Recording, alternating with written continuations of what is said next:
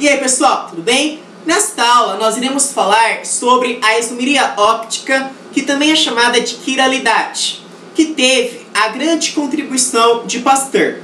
Por que ela também é chamada de quiralidade? Porque vem do grego quiros, que significa mãos. Mas o que as mãos têm a ver com isso? Significa que as moléculas que são ditas quirais têm o comportamento semelhante com o das nossas mãos. Por exemplo, para vocês entenderem melhor, estão vendo a minha mão direita?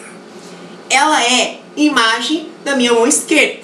Então, se uma é imagem da outra, nós temos um nome para isso. Elas são especulares. Tudo bem, elas são imagens uma das outras. Sim, está certo isso. Só que elas não são sobreponíveis. Elas não são superponíveis. O que isso significa? O que é ser sobreponível? Olha a palavra sobreponível. Lembra sobrepor, lembra sobreposição. Elas não são sobreponíveis. Elas não se sobrepõem. Tenta pegar a sua mão direita e colocar em cima da mão esquerda. Vê se elas vão se sobrepor. Elas não se sobrepõem. Então, por isso que nós falamos que elas não são sobreponíveis. Ou como queira, elas não são superponíveis. Apesar de uma ser a imagem da outra. Mas são coisas independentes. Uma é a imagem da outra? Sim. Só que elas não são o quê? Sobreponíveis, tá? Não é você pegar e fazer assim de frente. Ah, professor, ó, peguei aqui ó, de frente, ó, é sobreponível. Não é isso. É assim, ó, sobrepor é assim, tá? Então, é isso, né, por isso que fala quiralidade, porque lembra quiros, e quiros é mão. Então, as moléculas ditas quirais, elas têm um comportamento semelhante com a das nossas mãos. Aí, nós temos duas observações muito importantes. A primeira observação é a seguinte: toda vez, isso é sempre, tá? Você pode ter certeza disso. Toda vez, sempre que eu tiver uma molécula, imagina uma molécula, que tenha apenas, unicamente, exclusivamente, um único carbono quiral, tem apenas um único carbono quiral. Se ela tiver apenas um único carbono quiral, a molécula como um todo também vai ser quiral. Isso é regra. Decorem isso, cravem isso na cabeça, fazem a anotação. Toda vez que eu tiver uma molécula com apenas um único carbono quiral, eu posso ter a certeza de que a minha molécula total, como um todo, será necessariamente quiral. Tudo bem? Agora vamos para a segunda observação.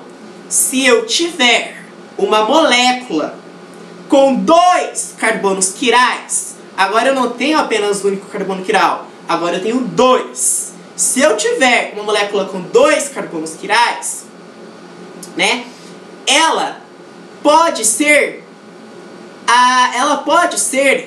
o que? Aquiral. Ela pode ser aquiral. Aqui já não é sempre. Entenderam? O que eu quis dizer? Eu quis dizer que a minha molécula, ela pode ter dois carbonos quirais e mesmo assim ela ser aquiral. Ué, mas ela não tem só aquiral? Como que ela vai ser aquiral? Não entendi. Porque a configuração dela a configuração de um carbono anula a configuração do outro. Só que a gente não vai entrar nesse detalhe, né, nesse primeiro instante. O que eu quero que vocês saibam é o seguinte, que eu posso ter uma molécula que tenha dois carbonos quirais e mesmo assim ela ser o que? A molécula como um todo, ser aquiral. Cuidado com o português, cuidado com a interpretação de texto. Eu não estou dizendo que toda vez que eu tiver dois carbonos quirais, a minha molécula vai ser aquiral. Não foi isso que eu disse. Eu disse que eu posso ter, é uma possibilidade, eu posso ter uma molécula que tenha dois carbonos quirais e a molécula como um todo ser aquiral, tá? Bom, então essas foram as duas observações que eu gostaria de ter feito, tá?